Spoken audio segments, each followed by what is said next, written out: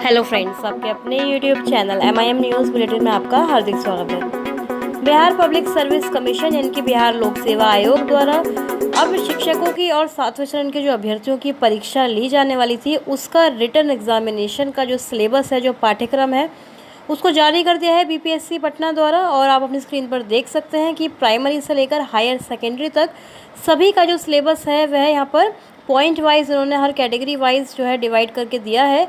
तो आप सिलेबस तो शायद देख चुके होंगे पहले, लेकिन इसको पूरा समझाने का मैं प्रयास करूंगी। साथ ही आपको बताऊंगी कि इस सिलेबस में कौन क्वालिफाई होगा, कौन पास होगा और कौन नहीं हो पाएगा।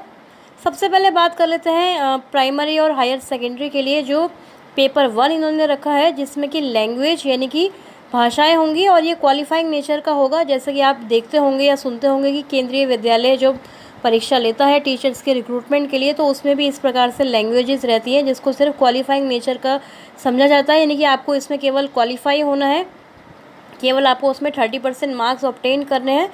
और देखिए, इसके भी आपके 2 पार्ट्स रहेंगे। पार्ट 1 25 मार्क्स का और पार्ट 2 होगा 75 यानी 75 नंबर का। पार्ट 1 सभी के लिए होगा, इंग्लिश लैंग्वेज के लिए इंग्लिश लैंग्वेज इसमें रहेगी, और पार्ट 2 में हिंदी, उर्दू या फिर बांग्ला में से आप कोई भी एक लैंग्वेज ऑप्ट कर सकते हैं। तो उर्दू और बांग्ला वाले तो अपना ही विषय चुनेंगे, लेकिन बाकी जो कॉमनर्स हैं, जो अलग विषय के शिक्षक हैं और जो अभ्यर्थी हैं, वह हिंदी लैंग्वेज यहाँ पर चूज़ कर सकते हैं। इसमें आपको 30% मार्क्स लाने हैं, तभी आपका जो है आगे पेपर जो है एवेल्युएट किया जाएगा। उसके बाद जनरल स्टडीज़ की बात करें, सेकंड पॉइंट की बात करें, तो ये रहेगी प्राइमरी स्कूल के टीचर्स के लिए, जिसमें 150 नंबर के आपके क्वेश्चंस होंगे, 150 ही मार्क्स के रहेंगे। और जनरल स्टडीज़ का मतलब है कि मतलब पूरा जो उसमें यूनिवर्स आप कह सकते हैं कि समा सकता है। जनरल अवेयरनेस कोई भी जो है लिमिट नहीं है इसकी।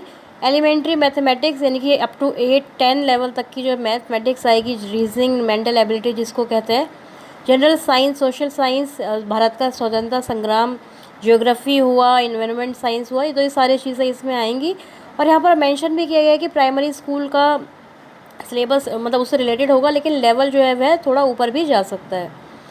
उसके बाद अगर सेकेंडरी और सीनियर सेकेंडरी की बात कर लें, यानी कि जो SCET अभ्यर्थी हैं उनके लिए आप देखेंगे सेकेंडरी 9 to 10 के लिए 150 नंबर का ही पेपर है, लेकिन यहाँ पर पार्ट 1 और पार्ट 2 अलग फिर से 2 कैटेगरीज में डिवाइड है। और पार्ट 1 में आपका जो सब्जेक्ट है, SCET में आपका जो सब्जेक्ट रहा था उससे 100 नंबर के प्रश्न आपसे पूछे जाएंगे। आपको यहाँ पर चूज़ करना होगा अपना सब्जेक्ट, हिंदी था, बंगाली था, इंग्लिश था, जो भी आपका सब्जेक्ट था।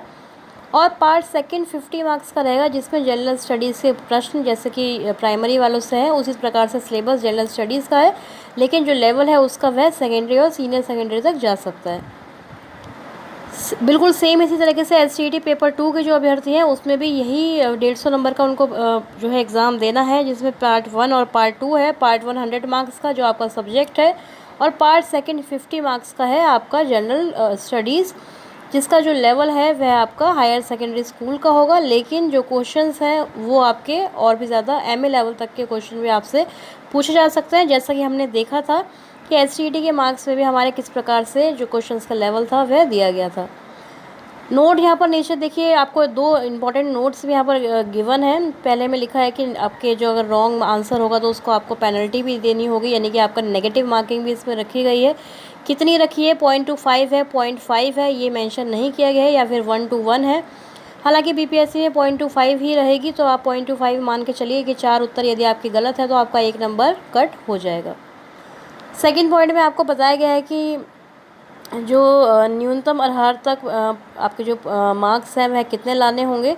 तो कैटेगरी वाइज यहाँ पर बताए गए हैं। महिलाओं के लिए देखिए 32% है, पिछड़ा वर्ग है 36.5% है, सामान्य यदि आपका वर्ग है, जनरल है आपकी कैटेगरी, तो आपको 40% यानी कि 40% मार्क्स कम से कम लाने होंगे, तभी आपका मेधा निर्धारण होगा, अन्यथा आपको प्रतियोगिता परीक्षा से बाहर कर दिया जाएगा। तो ये पूरा सिलेबस जो है मैंने ब्रीफली आपको समझा दिया है। अब इसमें देखिए क्वालिफाई वही व्यक्ति होंगे जिनका मतलब लैंग्वेज में अच्छी कमांड है पहले तो, और दूसरी चीज़ ये कि जिन्होंने अभी से जनरल स्टडीज़ की तैयारी जो है शुरू भी कर दी है। तो यहाँ पर ये सारी चीज़ें जो है आपको हिंदी लैंग्वेज में यानी कि हिंदी भाषा में भी यहाँ पे सिलेबस जो है नीचे दिया हुआ है। यदि आपको इंग्लिश में क्लियरली समझ में नहीं आ रहा तो आप हिंदी में भी यहाँ पर देख सकते हैं इसका वर्जन।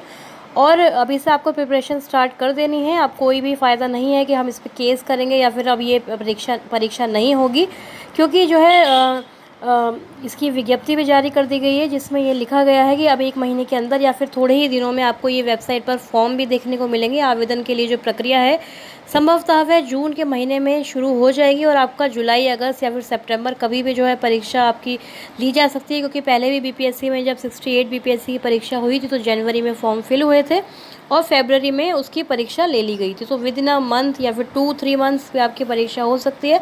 तो आज और अभी से आपको इसकी प्रिपरेशन स्टार्ट कर देनी है। सिलेबस मैंने आपको पूरा समझा दिया है।